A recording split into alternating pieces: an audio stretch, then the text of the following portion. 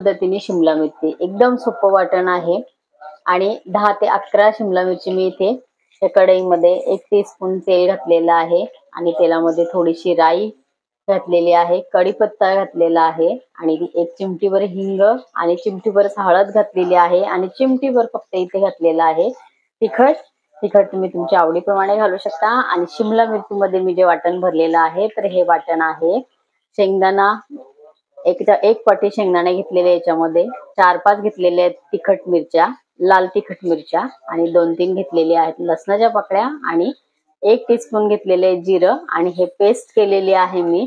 पाणी घालून। आणि हे वाटण आपल्याला जेवढ्या मिरच्या घ्यायच्या आहेत तेवढं मी हे वाटण घेतलेलं आहे, 3 टीस्पून हे वाटण घेतलेलं आहे। यामध्ये परत मी 7-8 शेंगदाणे जाडसर कुटून यामध्ये घातलेले आहे आणि थोडंसं घातलेलं आहे त्यामध्ये परत शेंगदाण्याबरोबरच ओलं खोबरं आणि हे सर्व